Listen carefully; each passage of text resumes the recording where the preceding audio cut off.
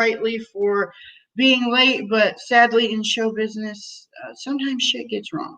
So just for everybody's knowledge and just a little thing, just kickstart this crazy new show. I am letting you guys know that we need to pray for California because over 1 million, yes, that's 1 million, that's 1/100th of California has burned. The firefighters are exhausted. Everybody's exhausted.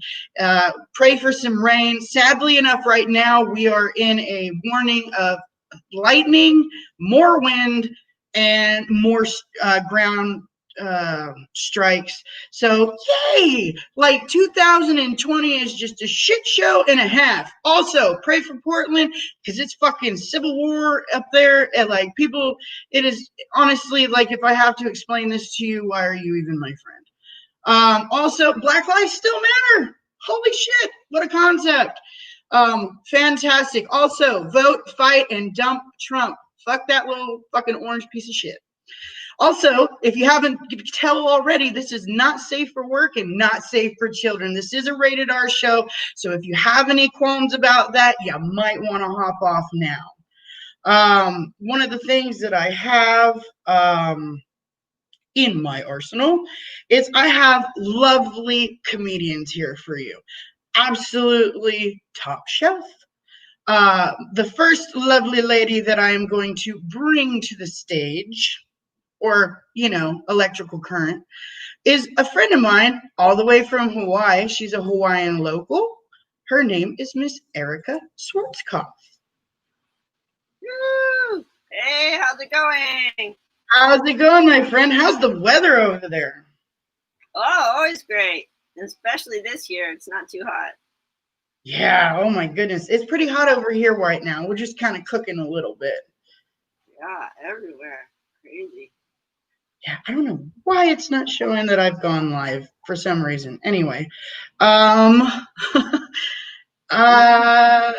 yeah, so we also have another friend in my scene. I have a friend from New York City. Everybody and their mama's messaging me now because I had to do some weird stuff to get people on the show tonight. It's okay. I didn't,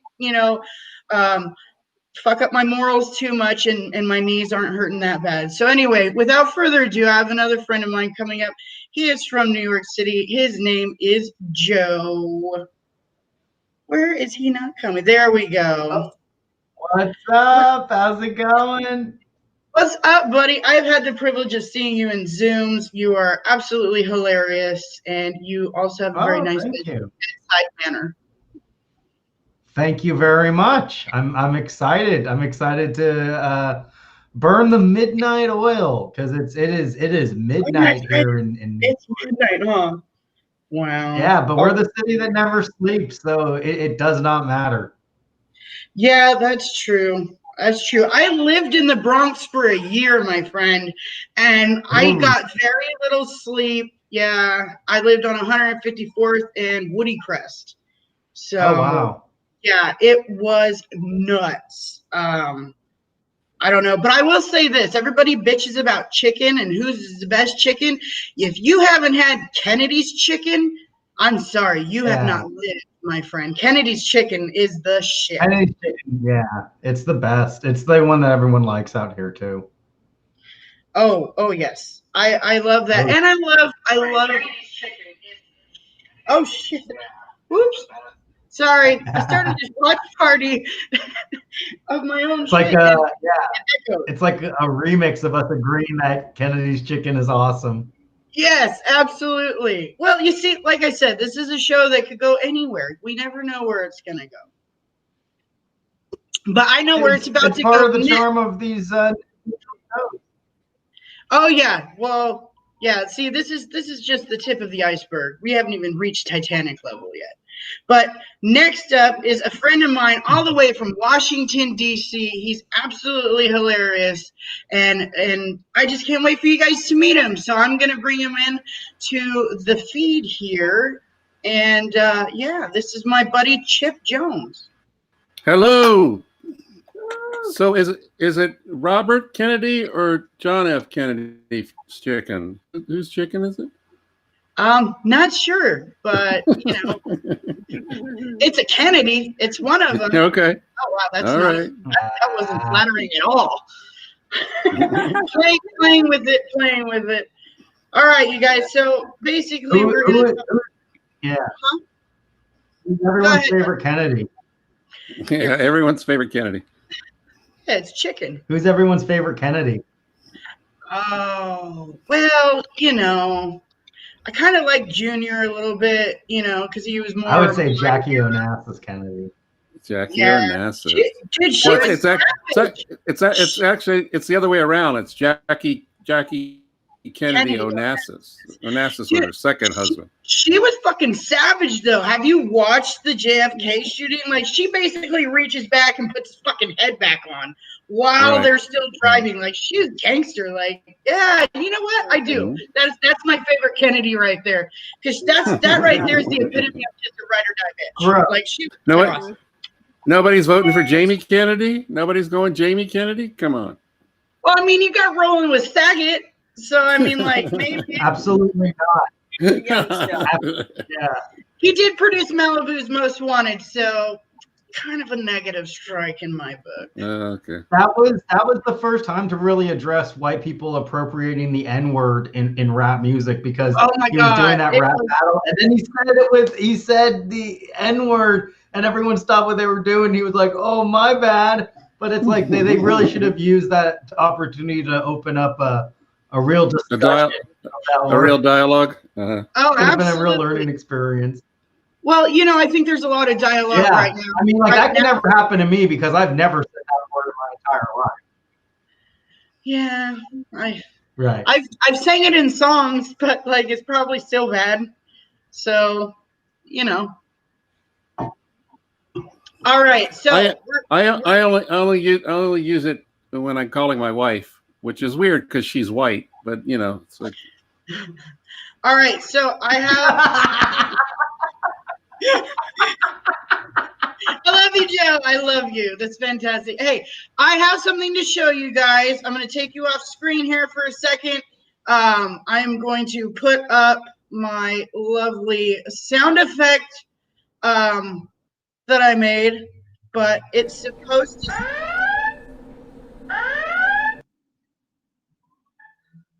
All right, so, nope, it just wanted to repeat. See, it's a learning process, folks.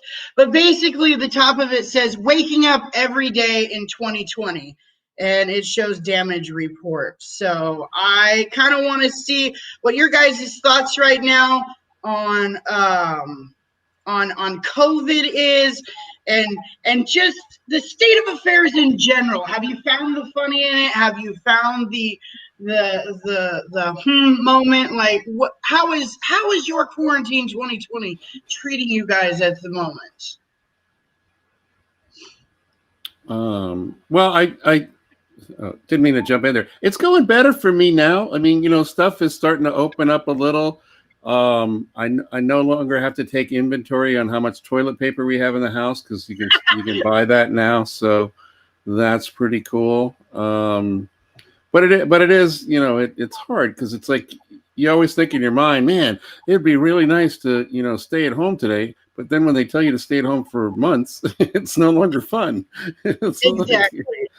I get frustrated because like there's so much that I want to do, but like at the same time, like germophobia and now agoraphobia is kind of kicking in a little bit. So like I'm like, I don't really know if I want to go outside, but I do want to go outside because the introvert in me, like it's a never-ending battle in there. Like it's really fucked up. What about you, Joe?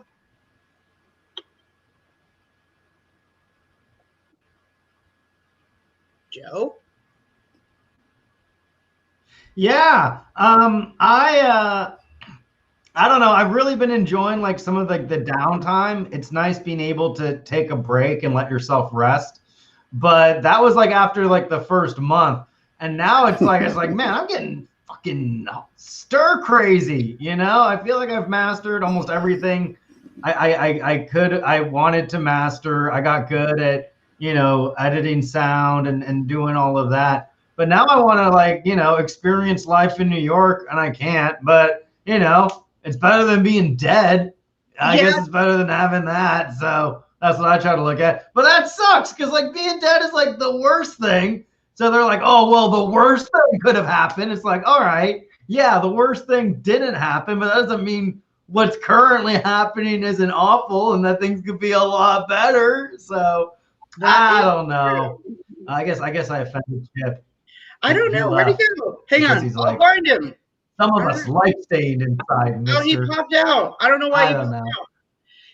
Oh, Chip, come back. It's because you said you sang songs with the N-word in it, and he was waiting. He was like, this bitch. Nah. Fuck her. This bitch. He was like, oh, she just gave herself the N-word pass. I did not. I'm just goofing.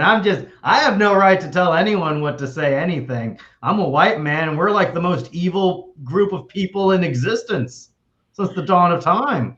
That can happen. I can't be like, oh, that's a bad thing. When look at me.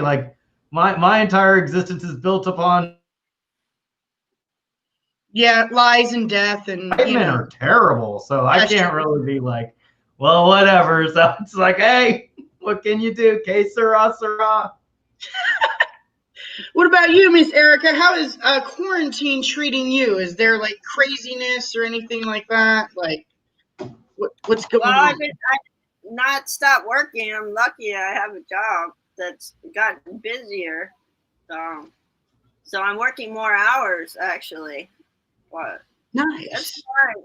I like my job, so it's fine. Customer service, but some good people that stand behind me. So, but all of the comedy that's live is canceled. I run half of it. All right. In Hawaii, she's the queen in Hawaii-ish, something, right? Yeah. So the Liquor Commission shut down my show because one chair was 2 inches too close to the stage, and then shut down every bar in the city, not restaurants, bars. Oh, damn.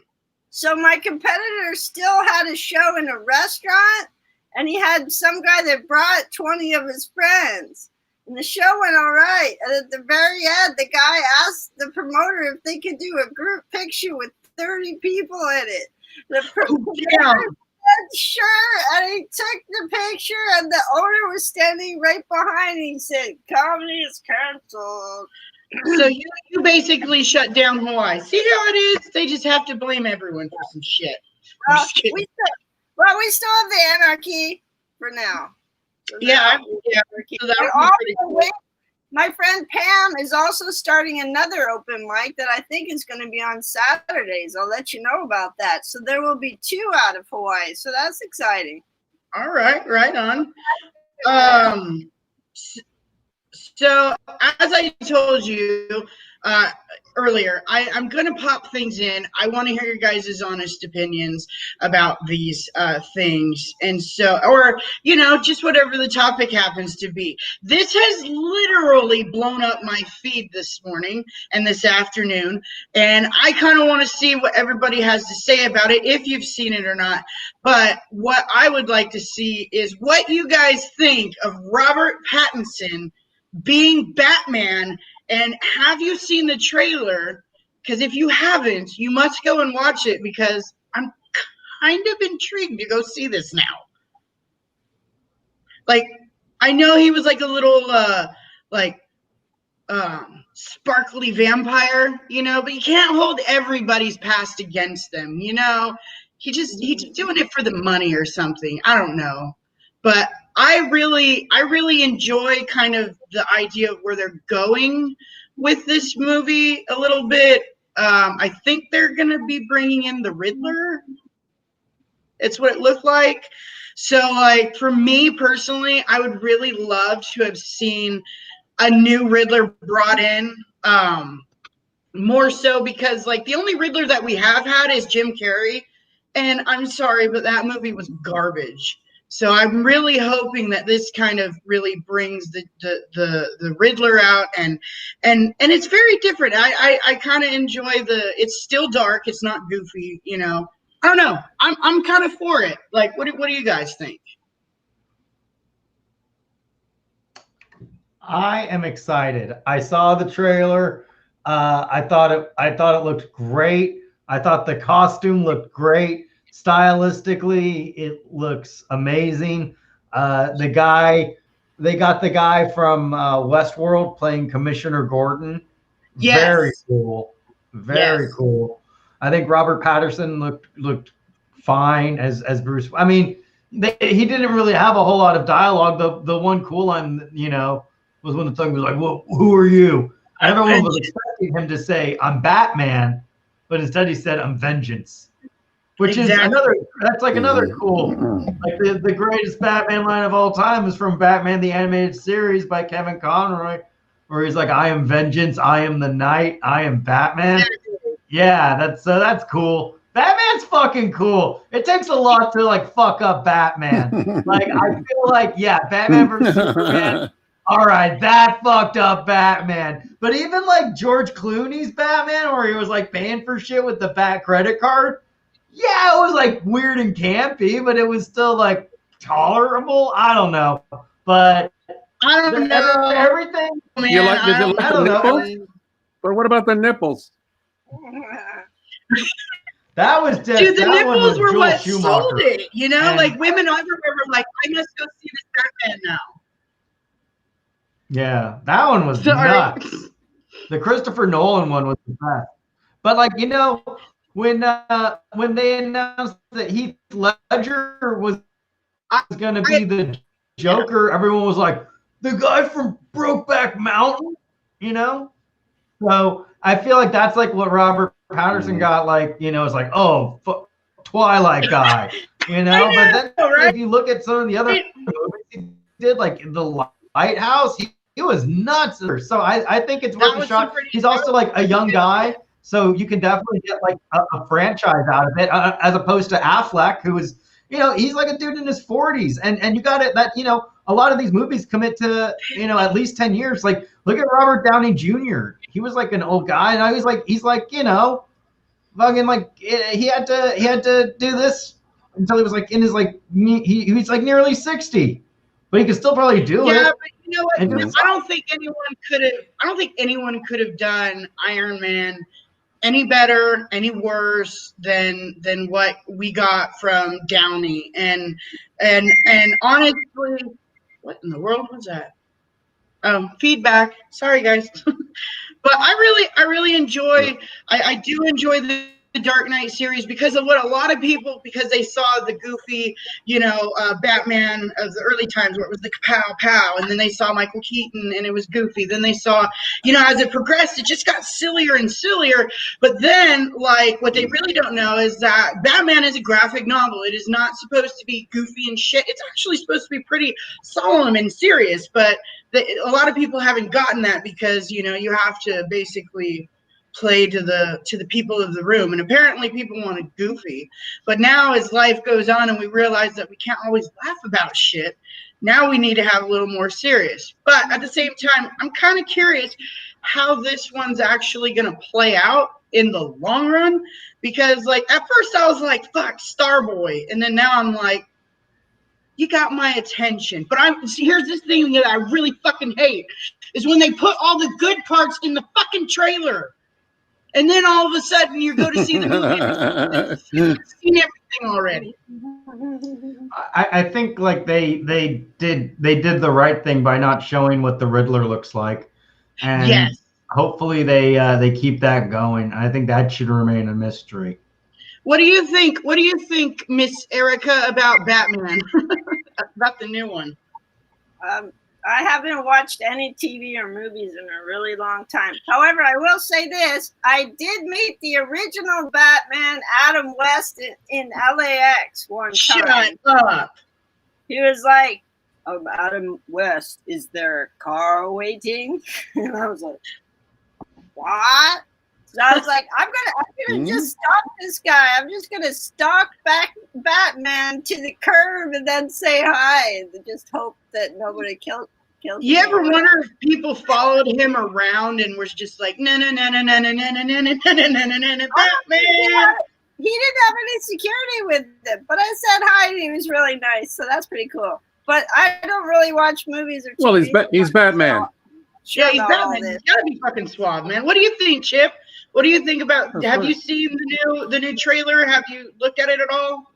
The new trailer? I haven't looked at it yet, at all. I liked Michael Keaton as Batman, and I'm really interested in this idea. They're talking about bringing Michael Keaton back as the Batman Beyond, as the older Batman character. That might And be. That might be I pretty think that will be really cool. Yeah. That'd be awesome. I like some of Yes. the direction that Michael Keaton's gone in over the last few years with the being in Spider-Man, being the bad guy in Spider-Man, to Birdman and all that other stuff. Like, I really think that his stuff in the later years is really kind of overshadowing some of what he did in his early years. Yeah, because when they did the Infinite Universe series on CW, originally they were going to have Michael Keaton back as Batman. So I don't know. I would like to see that. Yeah. Let's see. What other weird shit can we get into?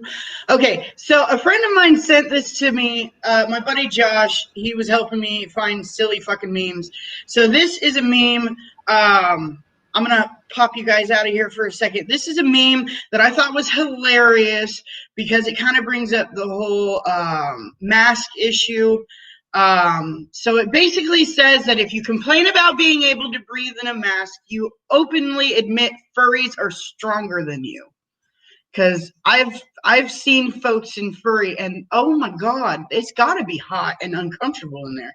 So if you can't even wear a mask, like, can you be a furry? Like, I don't know. It may seem a little weird. Hopefully, I didn't piss off any furry people, but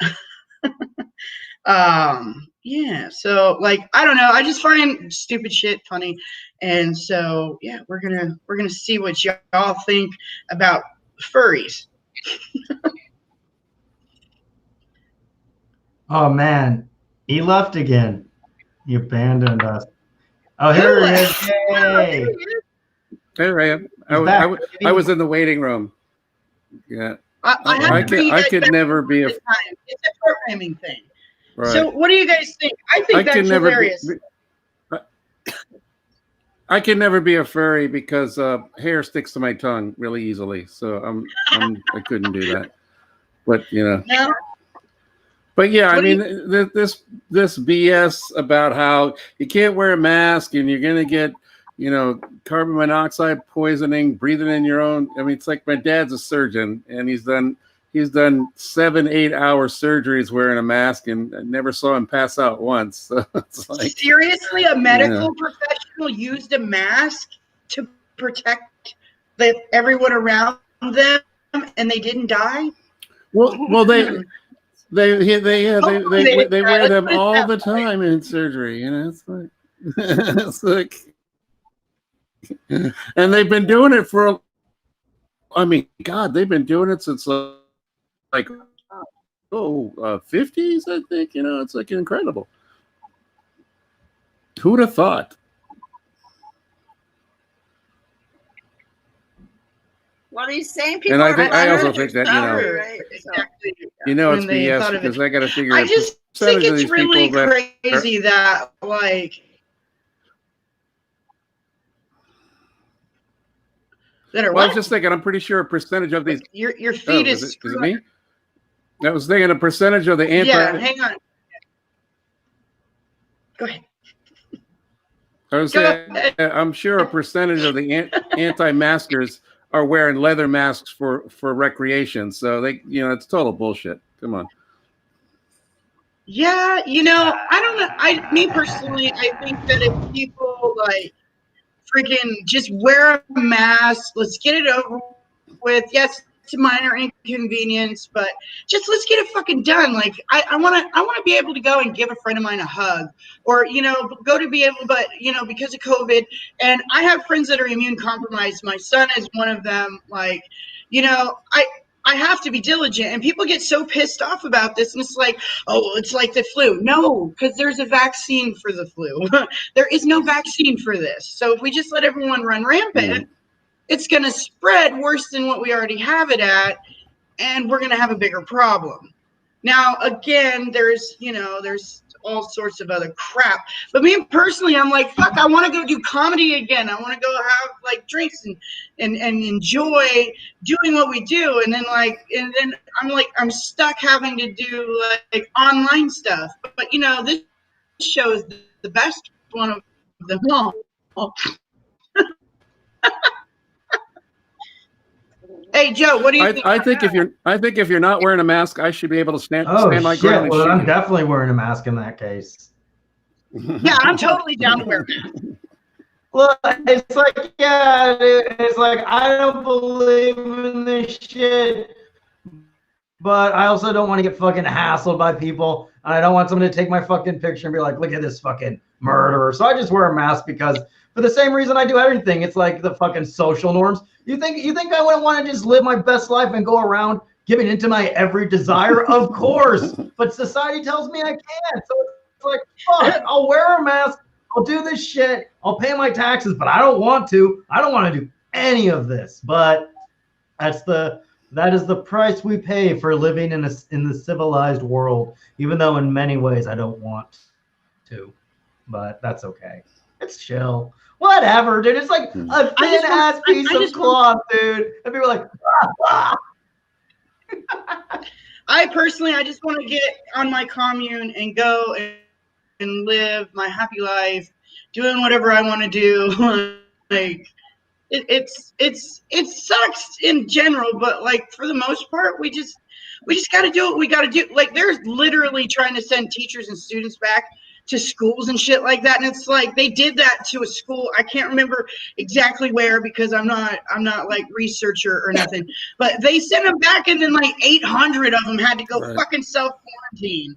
I'm like, maybe that's a sign that y'all ain't fucking ready. I'm just saying, maybe it's a sign. Yeah, I have a lot of teacher friends, and I've made the decision to actually go back to school to become a teacher, and it's like, like, yeah, you can't say that teachers are expendable. There's not a long line of people waiting to be a teacher. Like teachers are a different type. I'm not saying they're like heroes wear capes kind of shit or whatever, but like it does take a special type of person to want to be able to teach, and especially the ones that teach little children. I say a magic prayer for them every night, because if it was me having to teach little children, I would probably football punt them across the room. But that's just me. I want to personally teach fucking high schoolers. So like, I want to have that dangerous minds moment. You know what I'm saying? But anyway, like, I don't know. I just think that the whole mask thing, it all just stems down to just fucking do it. Well, what do you think, Erica? What do you think about the mask? Well, the thing I think it's funny. Okay. Well, I don't really have any contact with kids or their parents, and it's a really nice bubble. To be honest, see, there you go. No parents, no kids, no real contact. It's not there. Read stuff in the paper. I just think it's funny. I feel for you. No, I just wanted to say I feel for you parents. Really, I do. You guys have such a hard time even today, and my brother is too, and all the support. But oh my gosh, crazy. Yeah, being a parent in COVID is really fucking hard right now, because like you want to try and keep them as entertained as possible, but after a while you're just like, please just go watch TV and leave me the fuck alone. But really, you're like, hi, mommy's busy right now. go and watch your show so that everything can happen nicely. I don't murder you, and we can keep continuing to live our lives. Like, you have to, there's like such a medium there, but like inside you're exploding, outside you're like, son of a bitch. But Chip, what were you saying about the masks?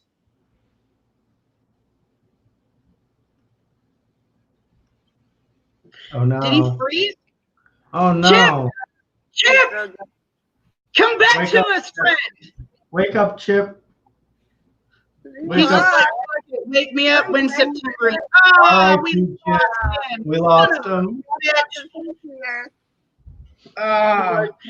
You know, one of the things that I've done in COVID is I have grown to really love puns.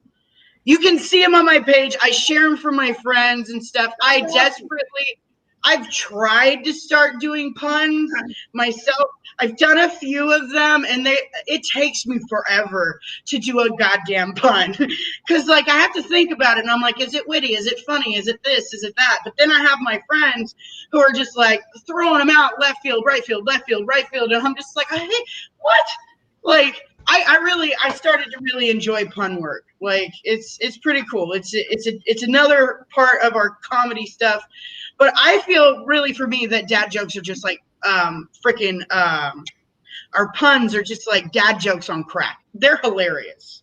Do you guys ever do pun work or anything like that? Like, I think like, yeah, early comedy, it was like pun-based stuff. I think like as you start comedy, you have like a more basic approach where it's like simple jokes, puns, play on words. And as you develop in comedy, you move away from that and get into comedy that's more representational of who you are. But I think it's very common when people start to have like puns or play on words and stuff. Yeah, oh my God, I am so in awe of people who can think of and not just like kind of witty, but like it's like it's a thinker, you know, like or a groaner, or you know, just one that catches you out of left field and you're like, oh, you son of a bitch, like, you know. So it's pretty cool. What were you saying, Erica? No, I was just agreeing that yeah, I just love wordplay. When somebody can do it that's so witty, when it's just the perfect thing, I love that. Yeah. Those are the memes that I share, the memes. I wrote a couple of Star Wars puns, and I'm pretty sure somebody else has written them, but I was really proud of myself. So yeah, I don't know. It's nuts. It's nuts. What else do we have? Oh, okay. So let's see. We're gonna do this one. I'm gonna take you guys out of here. All right. Show in the stream. So it says, my mom and the mailman saying they are only wrestling. Me, who watches WWE daily, has never seen those moves. Me personally, I haven't watched wrestling since I was probably like, I don't know, 16, something like that. It is definitely one of those things that people have to kind of be into to enjoy. I definitely was in it because like I was poor as shit. So I had the CW, I had Fox, I had CBS and ABC. Like those were the only 4 channels that I had. So Thursday night SmackDown and shit like that, like I enjoyed it. It was pretty freaking fun. But I don't know. It was just a weird segue into like wrestling and if people dig it and stuff and like whatnot. I think it's super fun. I enjoy watching the storylines and stuff. But me personally, the newer shit, I am not a fan of the girls, the storylines, it's just getting a little too out there for me. Like I just used to like it when Rikishi would smack his ass and just straight up basically just like make someone, he forced the rim job. Like he's in the ring and just squishes someone. Like that was good entertainment. Well, Well, I grew up in the Mid-South in Memphis, and so we had Saturday morning wrestling. You know, like Jerry the King Lawler and Poor Boy and all those guys. So that was on par with early Batman and the Green Hornet. I mean, those were live action superheroes. You know, that's what it was. And you had the same, you know, sort of, you know, the the Sheik, who would be the villain, you know, and then you would have you know, Jerry the King Lawler as the Yeah. hero, and so it was a morality play. So we loved all that. The Fargo God. strut, you know what? We had all those things, you know. Carl Krupp and the claw, you know. Yeah, it's like it's what was the Rock's dad's name?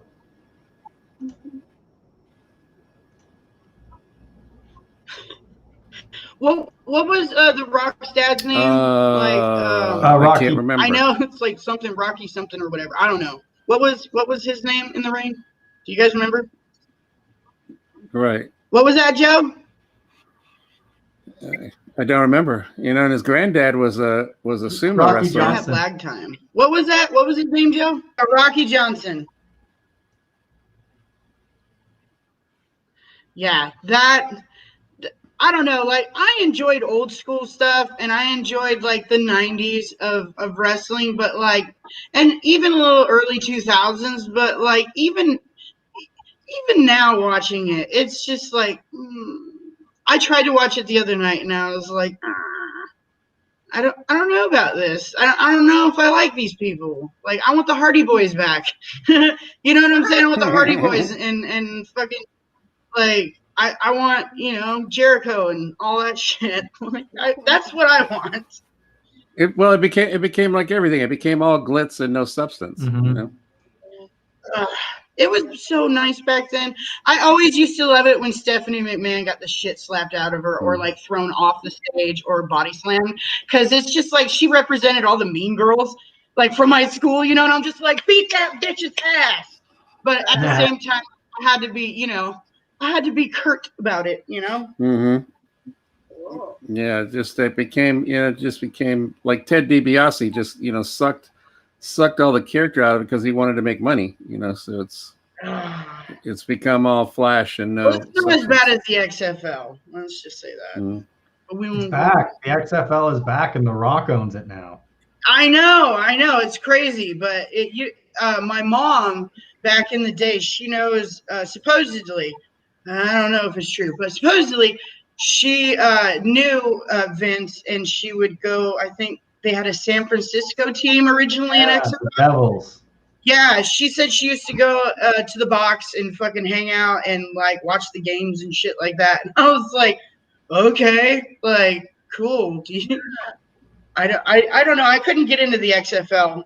It was just a little. But hopefully they bring it back. I don't know. What about you, Erica? Do you like wrestling at all, or is it one of those things you don't watch TV for? Like, I don't know. Not really into wrestling or sports, really. I'm a terrible geek, really. I like stereo. So, what the? Sorry, my friends are going dumb in the comments. They're like, the Hardy Boys are a good book series, and Jericho is great. I'm like, nah, bruh. Hardy Boys. So let's see. What do we have in our arsenal? I thought I had more interesting shit to talk about. So we talked about the furry. We talked about Robert Pattinson. Oh, here's a good one. We're going to dump a Trump. We're going to dump a Trump meme. All right. Me upset because we have the lowest score in the game. My dad explaining how golf works. We're last, meaning we're first. Yeah, I don't know if you guys saw that interview of him just grasping at straws and really trying to like prove his fucking point with these weird graphs. Like that made my brain fucking hurt. Watching this man like trying to explain graphs when it didn't even look like it looked like he had literally just gotten them right before, and he's like, no, we have graphs, which like they should have labeled it, numbered it, I don't know, draw a crayon or something for this motherfucker. But like he's like, I don't understand. Okay, so they sit there and they're talking, and he's just like, well, we're going by population. And he's like, well, why do you do that? And it's, I don't know, because it's the fucking America, and that's like kind of how we base our statistics. Like, what the fuck is this? Oh my God, this guy was having a fucking stroke on TV. And it was just like, man, like, I don't know. Well, he doesn't get it. He doesn't get it. Somebody made those up for him, but he doesn't understand it, you know, and he's just out there to tap dancing bullshit. Oh, absolutely. You know, and as someone that had to do a group project and I didn't understand the context of what I was talking about, I found that interview incredibly humanizing for me. I thought he did exactly what I would do in that situation. And I related to him. I don't like the son of a bitch, but God damn it, I had to walk a mile in his shoes, and it terrified me. He's earned my vote for 2020. Have you ever? Okay, so somebody posted a meme of that particular, you know, of that particular interview, and everyone's like, "Why is it every time he sits down, he looks like he's trying to take a shit?" But then I thought about it, and I'm like, "Well, duh, he's taking a shit on America right now." So I mean, like, it's just kind of fitting, you know. Well, so I don't know. That was just. He's always that kid who didn't do the homework, you know, and he gets called on, and it's like, well, you know. Yeah, what do they call it? The like Dennis the Menace is in the White House. Mm-hmm. And we're all Mr. Wilson. Absolutely. Now, Dennis, don't push this big red button that will instigate nuclear war with Russia. Right here, will it make my coffee? This one? Yes. This one. No, this one. Why do we have the coffee machine right next to the freaking? Like, come on. Oh my God! If Donald Trump shows up to the next debate with a slingshot hanging out of his back pocket, that's scam. That's scam. Oh my God! He's like, not only are we going to build a wall between U.S. and Mexico, I'm going to trick a bunch of kids into painting it for me by pretending it's fun to paint. He's like, I'm having a great time building this wall to Mexico. Like, kids are like, we want to build a wall to Mexico. He's not that smart. He'll get tricked into painting it himself. I was just smart. What was that? What was that, Erica? I was just gonna say he's not that smart. Right. He'll be the one that ends up painting it. Right. No, you know, it's kind of crazy. It really, sometimes I'm just like, you know, we are comedians, but this guy sets him up. Like, I'll take a hair sniffer any day, and I'll take a person who can't fucking read any day over this guy. Like, I don't care if the motherfucker sniffs people's hair. Like, who cares? I don't care. Well, you know, we were talking earlier about Kennedy's, and you saw what Melania did to the Rose Garden, right? Yeah.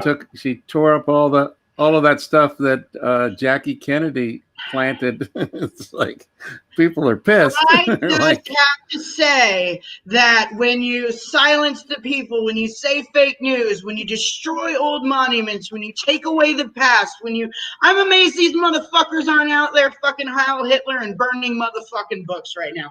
That's all I'm saying, because they're systematically trying to wipe away the history of many a greater men before him. And yes, politicians in and of themselves are fucking blood-sucking pieces of shit half the time.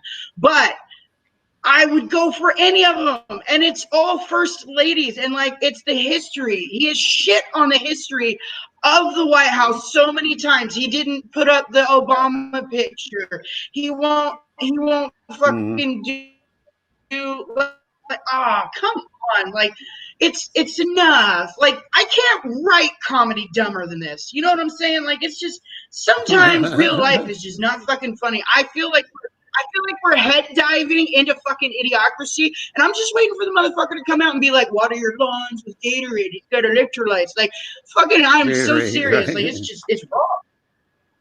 Yeah. Well, I think what we found out is that a lot of what happens, in government, in our founding fathers in their setup was based on, gentlemen's agreement. This idea that people have a norm that they won't go below, and now we have a guy who will do whatever, and there's no real teeth, in the Constitution or in our laws to stop a president from doing stupid shit. And Trump's the guy who's like, I don't care what's the norm or what decent people do. I'm going to do what I want to do. And everybody's left going, okay, well, there's very little that we can do to stop him. No, there is something that we can do to stop him. It's called vote. Go out. Yeah, kick him out. I know, but the Republicans, all they want right now is their tax break. The Republicans, they're holding out for the tax break. What happened? Remember when we used to like kill presidents all the time, and we would read about it in the history? President got assassinated. This other president, and like everyone's like, "Oh, I'm gonna fucking, I got all these guns in case the government gets out of control." And now the government's out of control, but nobody's shooting the fucking government. We should be at war with the government. No. We should. That's the thing. Like, people have always they've talked a bunch of shit about the protests and all that other stuff.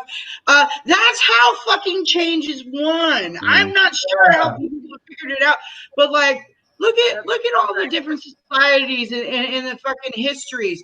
Like, America was basically founded on go fuck yourself. We're gonna do what we want to do. Right.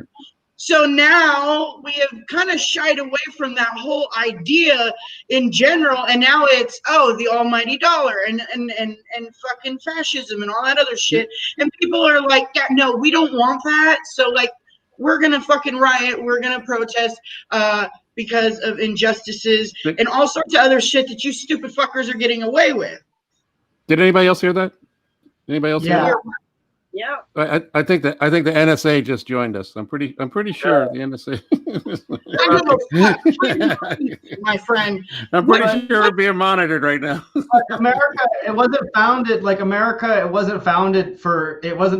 to be like, oh, a land of opportunity for everyone. It was meant to be land of opportunity for white men that own land, right? And everyone else just kind of falls in line. And throughout the course of America, it's been about correcting that and adjusting it, because the forefathers, they didn't have the foresight. They were wrong about a lot of things, and that's why we had to make amendments. That's why we had to make amendments to give to free slaves and to give women the right to vote and all this other gay marriage, all this other stuff. So and so when people are like, oh, the forefathers would be turning over in their grave if they saw what was happening. It was like, they're fucking stupid, dude. They were just like, fuck you, England. We have slaves, so we can make our own profit, and we're not going to give you any of it. But they weren't like, oh, fuck England trying to fucking oppress us. Everyone deserves freedom, and that's what America's going to be. They were just like, fuck these people. I bet I can fucking make more money not paying. I bet I can beat the shit out of these British people and then further subjugate all these, fucking innocent minority. Well, not innocent, because like the Native Americans almost wiped themselves out through their own conflict before white people even came into America. That's actually not true. That's that. Oh, really? The largest chunk, because the Native Americans, they were close to 400 million Native Americans in 1400s and 1500s, but by the time Jamestown was founded, there was about 100 million, and the vast majority of those Indians, like 300 million people, died from the Spanish explorers that came before them. Most of them died from syphilis, actually, Oh shit! from Europeans. Yeah, I'll have because to fact check Mm-hmm. I'll have to fact check there were- that one. I've never. check it out, because there were cities on the Mississippi that had more Native Americans than London. They were larger and more populated than London. But by the time the Pilgrims got here and Jamestown was founded, you'll see that, you know, all of them always talked about how there was so much land and so few people. It's because a lot of them died from illness from interaction with Europeans, and the largest killer was Now, syphilis.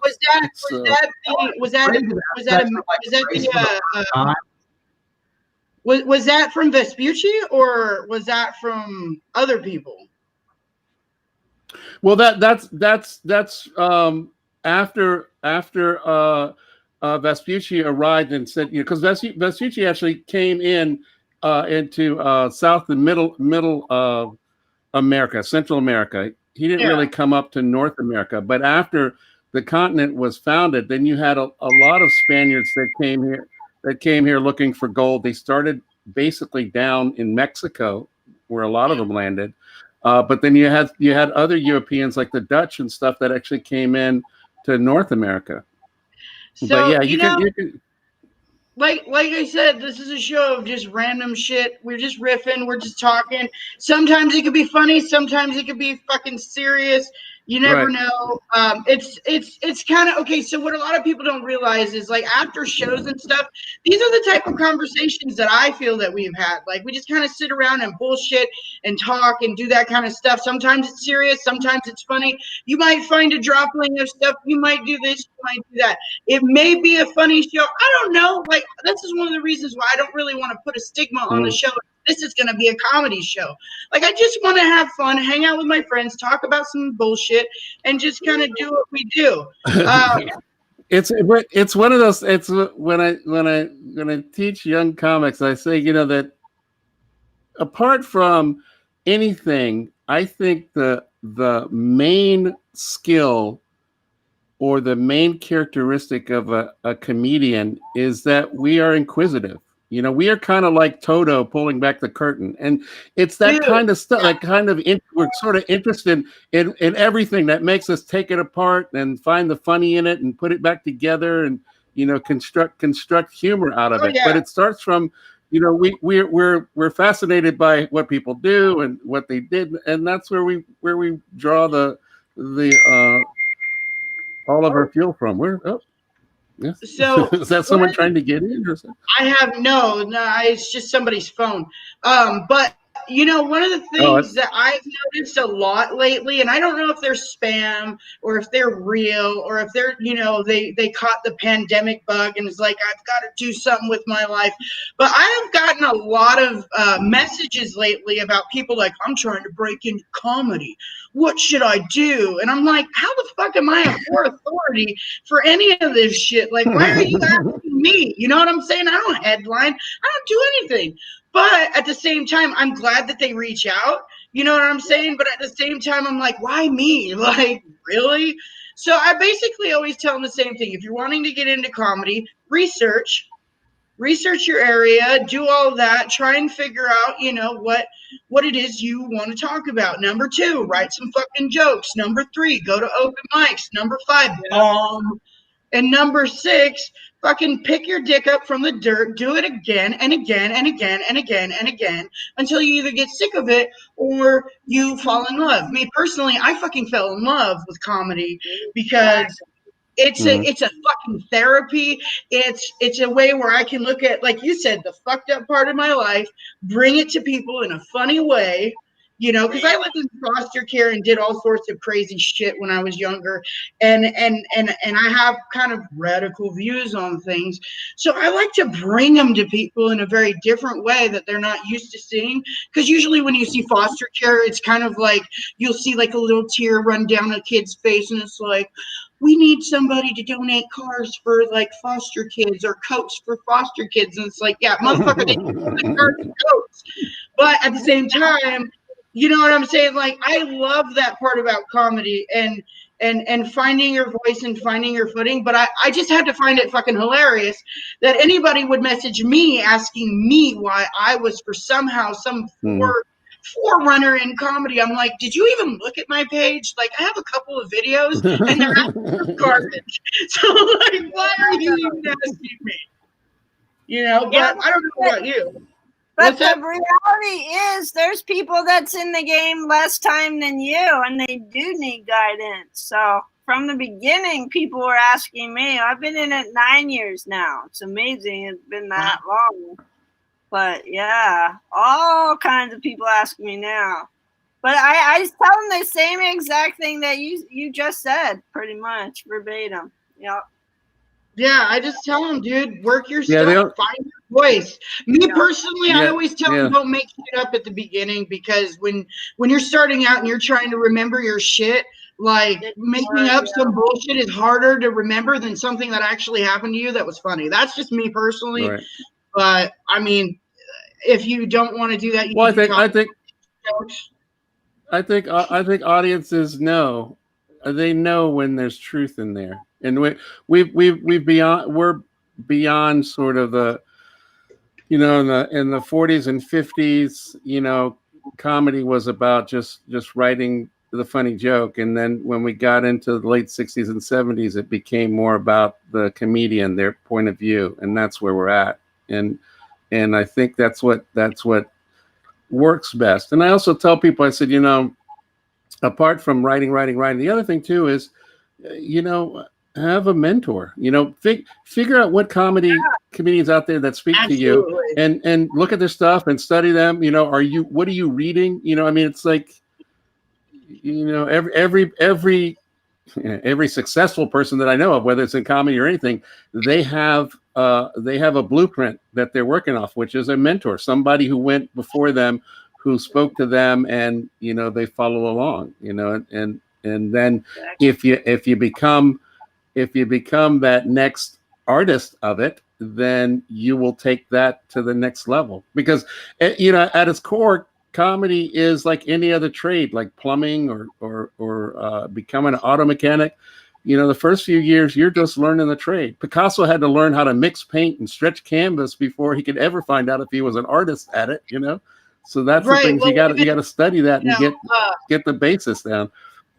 Like Mark Chagall, he had to go to school, but he would use his school paper to doodle and draw and all that stuff. So the rabbi that was around him kind of pulled him aside and was like, yo, look, if you do your schoolwork, I'll provide you, you know, the supplies needed. Well, kind of comedy is a little bit like that. It's like you put in your time, you do your work, and if you're serious about it, somebody that, this is just my opinion, I could be fucking wrong as hell, but somebody is going to notice that you're putting in that drive, you're putting in that work, you're getting better, you're getting a stronger fight, you're getting a stronger set, and they're going to come by and be like, hey, I want you to, you know, do a 5 for a show that I have.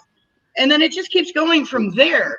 But I mean, comedy is super fucking cutthroat, I have come to find out. Yeah, but there, you know, and people have such, huh?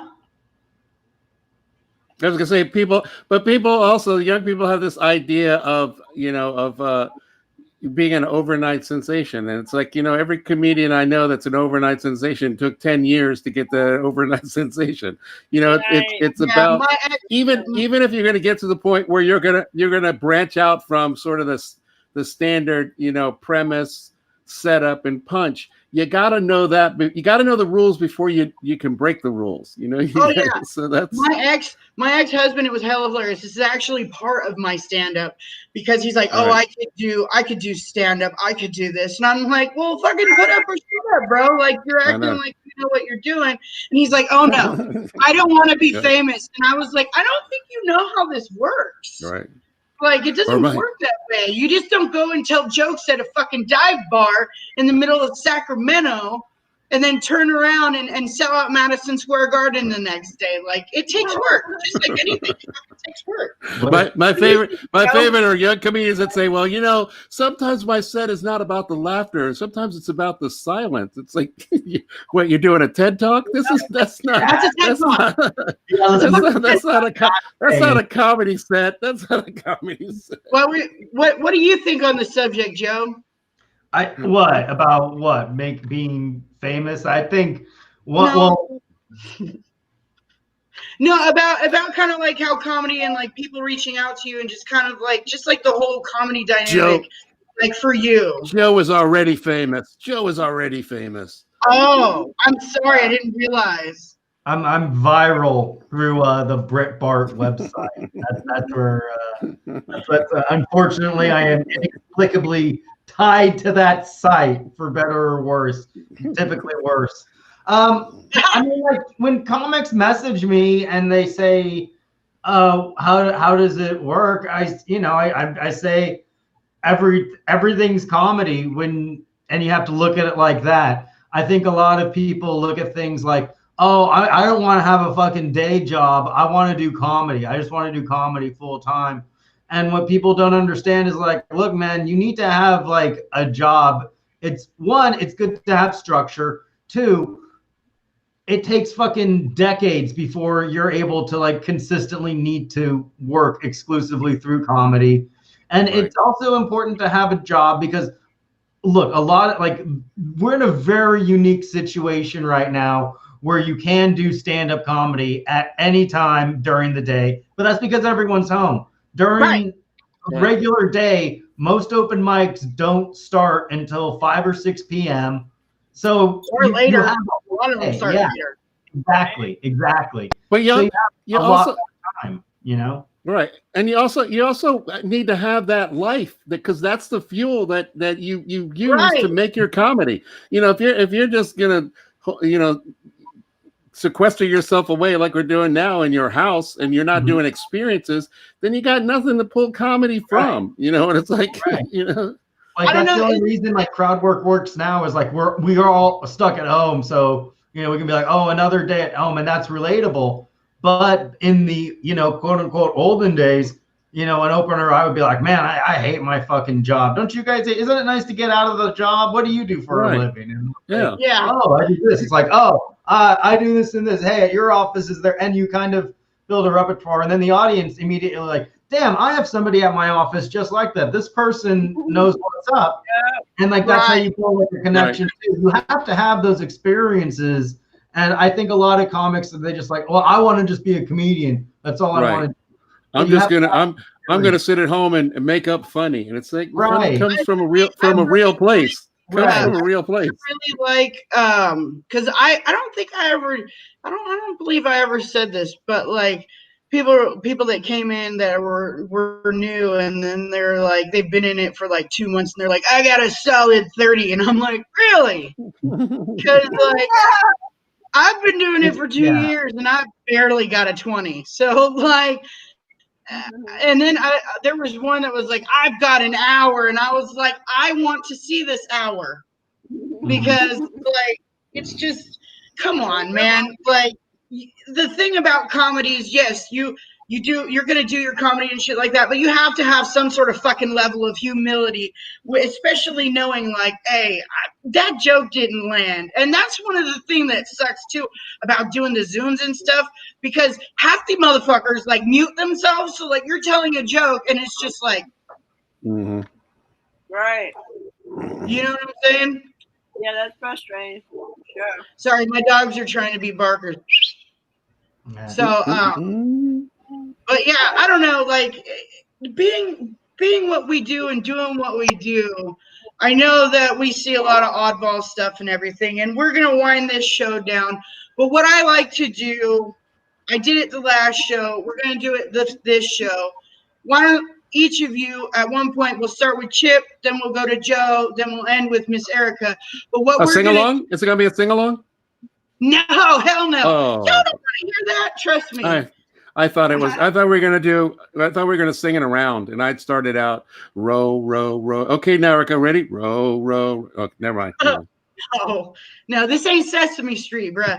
But no, what I was saying is basically we're gonna go Chip, Joe, Erica. You guys tell me something about your week that has been uplifting, something that you've seen. I don't care what it is.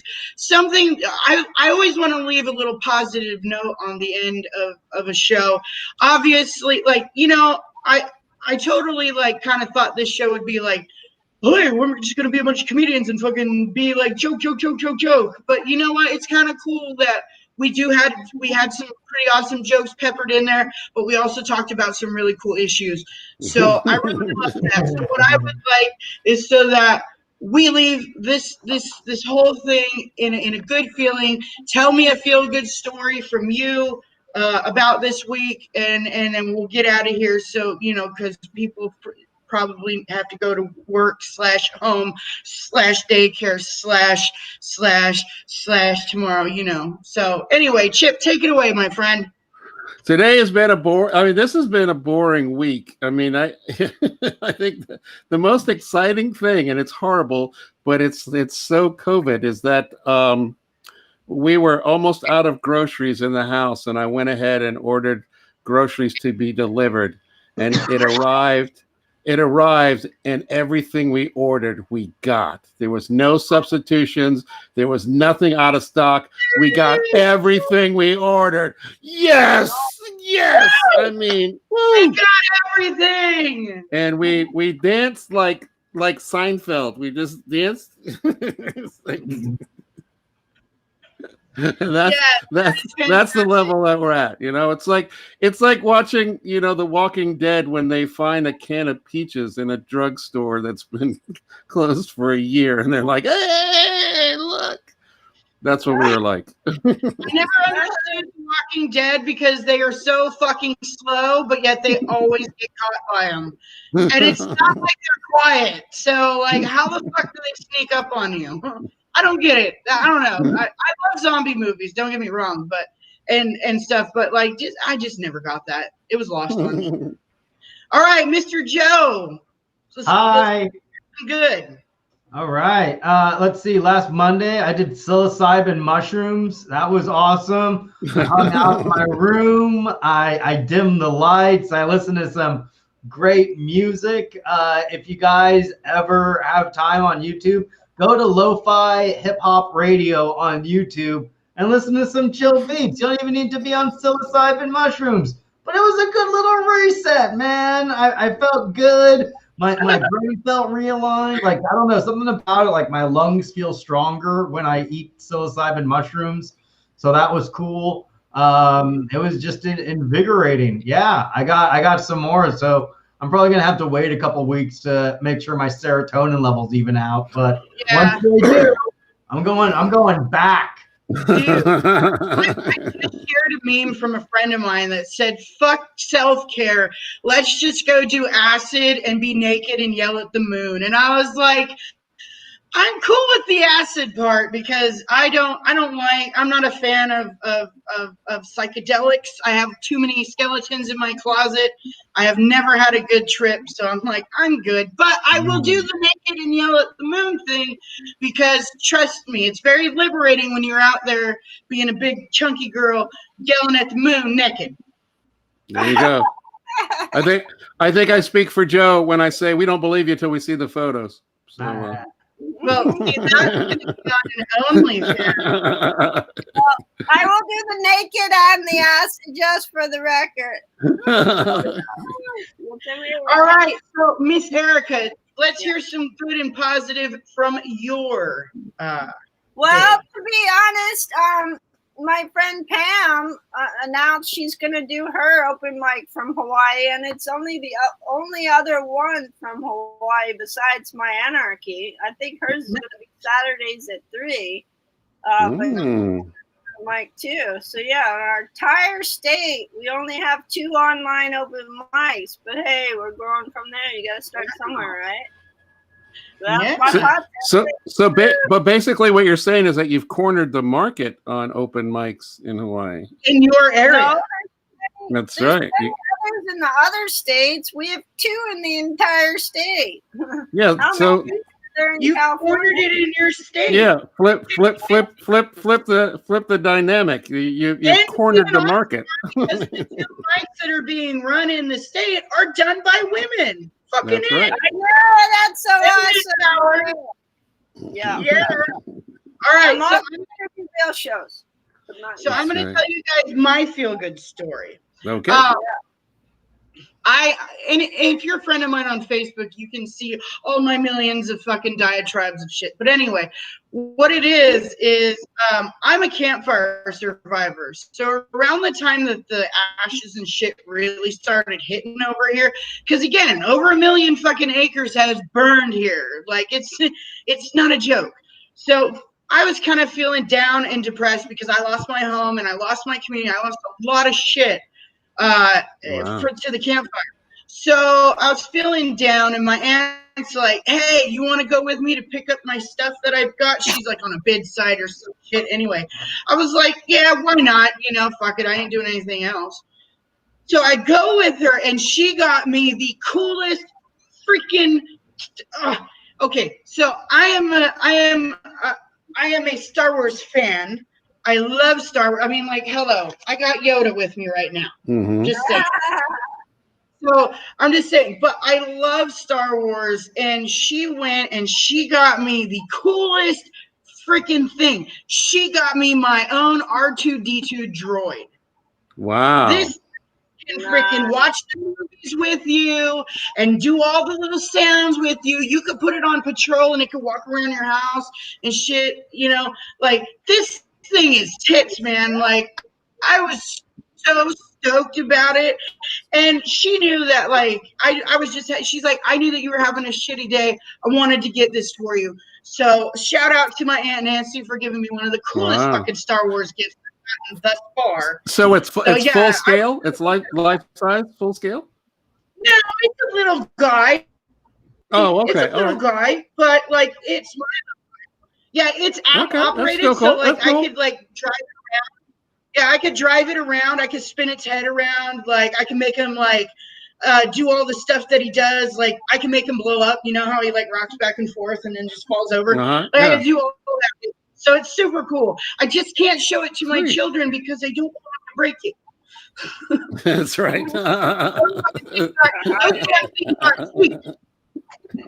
But yeah, So I'm assuming you keep it in the same drawer you keep your vibrator, where the kids don't go, right? That's right. I actually don't own one of those. Super truthful. I don't own one of those because, like, I'm all natural. Like, I just take care of myself. Well, I would check the CP3 because I bet he probably has a vibrating mode. So I mean, Yeah, but you know what? CP3 is probably one of the more gayer Star Wars characters. I'm just saying. You sit there, he was queen. But I get the inkling, just from his character, that he's probably heterophobe. So I mean, I'm sure he'll skirt the line. Well, he does speak every goddamn language. So, right. Got to get it on. That's right. But anyway, I'm really glad that you guys were on this show. I know that some people were probably like, where the fuck is the comedy? It's like, well, you should have been here at the beginning because it was all throughout the show. We had a lot of fun. We talked about serious shit. We talked about funny shit. We brought light to some potentially dark stuff. We got educated by Chip on Native Americans and their ancestry. Fucking, it was fantastic. We had the lovely Erica Schwarzkopf on here. I absolutely, you know what? I love your hair. Like, I had to go back because my hair got fried. But I love your hair every time I see you. I love your colorfulness, and I totally dig your feminine power. And Joe, I'm just so stoked that you were on the show as well. Thank you for coming. I know that it was very last minute. We had a couple of people just not be able to show up. Hopefully we will have those people back at a future date. But for now, we are going to sign off, and I appreciate everybody for coming through. Also, if you're still around or if you're rewatching this, down in the ticker right there is my PayPal account. You can actually send tips to these lovely comedians, and it'll go straight to them after going through my account. So we can do this. I probably should have brought that up earlier. I did not, but you know what? Like I said, this is a new show, and Yes, sir. kind of new at it. So we're gonna keep going and doing this stuff. Like I said again, I'm so super stoked that you guys were all here tonight, and I can't Thank wait you. to have you guys on future shows. Also, the show. I do the streaming platform. Not every show is going to be the same. We might have a trivia night. We might have like fun stuff. We might have karaoke. Who knows? But we're going to have a lot of fun doing this. This is a Neverland comedy production, and I would love for you guys to come back, like I said, and I am going to bid you all adieu, and I will see you guys later. Yay. Hey, can I ask you one thing? Yes. So Joe does look like Cheech Marin, doesn't he? He looks like Cheech Marin if he was a musketeer. Okay, I just want to make sure. I want to make sure I wasn't crazy. Wait a minute. No. He's Cheech. He's Cheech. Yeah. I don't know. I kind of see like a little Tartanian thing going on, or like maybe a little. All for one, one for all. No, man. He's definitely a Porthos, man. Okay. He's got the pirate vibe, man. He's Porthos pirate. Hell yeah. I will have to say, though, that if I let myself go through quarantine without self-carrying my own mustache, it would be just as majestic as Joe. Oh, yeah. Yeah. But yeah, awesome. Well, again, I will bid you guys adieu. Bye. I'm super grateful for you guys being here, and hopefully everybody has a good night and a good day, and enjoy your time on this earth because it's limited, and yeah, you're gonna miss the beauty if you forget to fucking stop and smell the roses. Just can't do it at the White House.